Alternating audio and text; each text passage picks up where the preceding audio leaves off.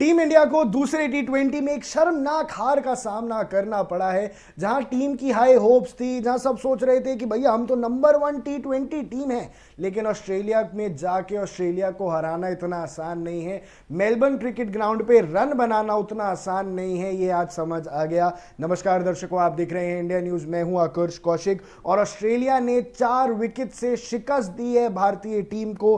4 wicket से ये मुकाबला जीता है, लेकिन दर्शकों उससे भी बुरी बात ये कि बेहद आसानी से ये मुकाबला उन्होंने जीता है। उन्होंने पहले गेंदबाजी से हमारे बल्लेबाजों को बिल्कुल ही चित कर दिया और उसके बाद उनके बल्लेबाजों ने जिस प्रकार की शुरुआत दी, हम गेम में नजर ही नहीं आए दर्शकों। 40 ओवर का मैच था, 20 ओवर ईच साइड, लेकिन पहले 10 ओवर के बाद ही रिजल्ट दिख गया था कि ये मैच इंडिया के हाथ से चला गया है। इंडिया का कॉन्फिडेंस लो था, बॉलर्स के कंधे गिरे हुए थे और इस प्रकार इंडियन टीम को देखने की हमें आदत नहीं है। दर्शकों, हुआ क्या मैच का सूरत हाल मैं आपको बताता हूं।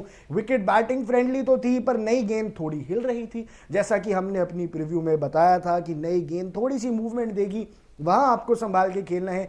बाकी बैटिंग फ्रेंडली विकेट है और बैटिंग फ्रेंडली विकेट पे इस प्रकार का प्रदर्शन जब आता है तो निराशा होती है। शुभमन गिल का बल्ला नहीं चला। शुभमन गिल पे फिर से सवालों की एक छड़ी आके लग जाएगी। ये लगातार 5वां मैच हो गया है जब शुभमन गिल के बल्ले से रन नहीं आए हैं। आप चाहे ओडीआई इंक्लूड कर लो, चाहे टी20 इंक्लूड कर लो, पर चलो मान लिया भाई 5 मैचेस से बल्ला खामोश है शुभमन गिल का। फिर अभिषेक शर्मा नंबर 1 टी20 बैट्समैन फॉर अ रीजन। सलाम करता हूं मैं युवा बल्लेबाज को। टीम पूरी ढह गई, लेकिन एक तरफ से ये मारते रहे, लेकिन इनकी इस अप्रोच को 37 गेंदों में 68 रन बनाने को मेरा सलाम तो है, पर वहीं मेरा सवाल गौतम गंभीर से और इंडिया की नई स्ट्रैटेजी से और आप लोगों से भी है कि भैया क्या सिर्फ मारते जाना सही स्ट्रैटेजी है कि आओ अटैक करो, जो सनराइजर्स हैदराबाद की स्ट्रैटेजी होती है? क्या वो स्ट्रैटेजी सही है इंटरनेशनल क्रिकेट में? आपको दिख रहा है आपका टॉप ऑर्डर आउट हो गया है। शुभमन गिल आउट हो गए थे, संजू सैमसन फेल हुए, सूर्य कुमार यादव भी 1 रन पे आउट हो गए, तिलक वर्मा तो 0 पे डक पे आउट हो गए। इसके बाद भी अक्षर पटेल, शिवम दुबे और हर्षित राणा बचे थे। अभिषेक शर्मा खेल रहे थे। क्या थोड़ा और तमीज से लंबा नहीं खेला जा सकता था? इस मेंटालिटी को, एक जो नया रवैया है क्रिकेट का, जिसको वैसे तो बीच में बैज बॉल कहा जाता था क्योंकि इंग्लैंड के कोच ने शुरू किया था ने, लेकिन वहां से अब तक क्या ये इंडियन टीम के लिए सूटेड है? हमारे पास तो भैया अच्छी एक टीम है ना, हमारे पास तो प्रॉपर बैट्समैन बॉलर सेट अलग है, हमारे पास टेक्निक से खेलने वाले खिलाड़ी भी हैं। तो क्यों, क्या ये टेक्निक, क्या ये रवैया सही है? क्योंकि इस टी20 में तो रिजल्ट मिला नहीं। एशिया कप में रिजल्ट मिला था, पर एशिया कप में आपके सामने टक्कर की टीम थी कौन सी? श्रीलंका फॉर्म में नहीं थी, बांग्लादेश कोई खास बड़ी टीम नहीं थी, पाकिस्तान का भी कोई बेस्ट परफॉर्मेंसेस तो आ नहीं रहे थे। तो श्रीलंका, बांग्लादेश, पाकिस्तान के सामने तो इस टीम ने डोमिनेट किया। टीम अच्छी भी बहुत है, लेकिन अब क्या ऑस्ट्रेलिया जैसी चैंपियन टीमों के आगे ये प्रदर्शन रहता है? क्योंकि हम फिर वो नहीं चाहते कि वापस की हमारी ये जो नई टीम है, ये जब इंपॉर्टेंट मैचेस में पहुंचे, अभी 2026 में वर्ल्ड कप आ रहा है, आप होंगे, आपके पास टाइटल ट्रॉफी होगी, आप डिफेंडिंग चैंपियंस होंगे, तो आप उसको जीतना चाहोगे दोबारा। तो इस हिसाब से यही टीम खेलने वाली है। पर कहाँ दिक्कत आई? दिक्कत आई जब बल्लेबाज बिल्कुल ही शैटर कर गए। फिर भी हर्षित राणा के ऊपर काफ़ी सवाल थे। हर्षित राणा एक प्रॉपर बैट्समैन की तरफ खेल रहे हैं। 33 गेंदों में 34 रन उन्होंने बनाए, तो हर्षित राणा को ड्यू क्रेडिट देना पड़ेगा, साथ साथ उनके गेंदबाजों को भी।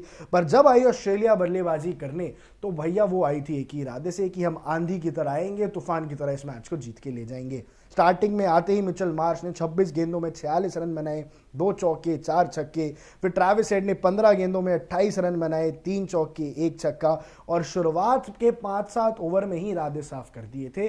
10-12 के स्ट्राइक रेट से, रन रेट से खेल रहे थे पर ओवर, और आते ही इंडिया को मैच से बाहर कर दिया। उसके बाद विकेट्स भी मिली, 6 विकेट्स मिली इंडियन बॉलर्स को। बुमराह ने 2 चटकाई, चक्रवर्ती ने 2 चटकाई, कुलदीप यादव को भी 2 विकेट्स मिली, पर मैच बहुत पहले ही बहुत दूर जा चुका था। वरुण चक्रवर्ती की तारीफ कर देता हूं भैया, एक बार फिर से उनको कोई नहीं मार पाया है। नंबर 1 टी20 गेंदबाज बने हैं वो एक रीजन से। 4 ओवरों में 23 रन दिए, 2 विकेट चटकाई, 6 की इकोनॉमी भी नहीं थी, 5.8 की इकोनॉमी के साथ शानदार गेंदबाजी उन्होंने की। और ये बात समझ आ गई कि वरुण चक्रवर्ती दुनिया के नंबर 1 टी20 बॉलर क्यों माने जाते हैं। हर्षित राणा बहुत महंगे साबित हुए।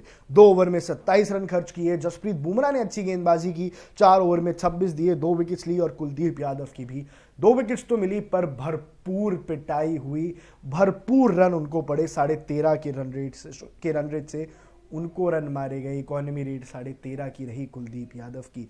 तो इंडियन बॉलर्स की हुई पिटाई, इंडियन बैट्समैन नहीं चले, इंडियन बैट्समैन को कंप्लीटली रौंदते हुए आगे निकल गए हेजलवुड, एलिस और जो फास्ट बॉलर है जेवियर बार्टलेट।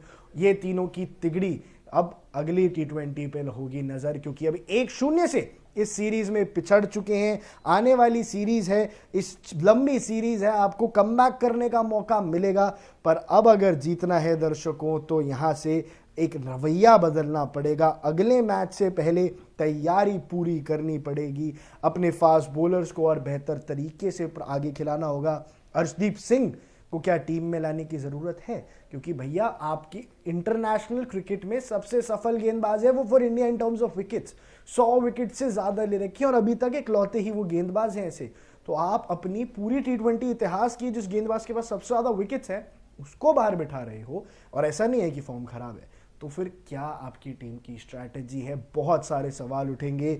अगर ऑस्ट्रेलिया सीरीज में आप ODI सीरीज पहले ही हार चुके हो, T20 में या तो आप नंबर 1 हो, अगर ये भी हारोगे तो भैया फिर कैसा चलेगा? इंडिया ऑस्ट्रेलिया की जो राइवलरी मानी जाती है बेस्ट वर्सेस बेस्ट, उसमें आप अगर बेस्ट से पिछड़ जाओगे तो ये टीम इंडिया के लिए अच्छी बात नहीं है। पर ऐसे ही सारी मैचेस से जुड़ी खबरों को लेके, सारी मैच से जुड़ी प्रीव्यूज लेके, सारी अपडेट्स लेके मैं आप तक पहुंच जाता हूं।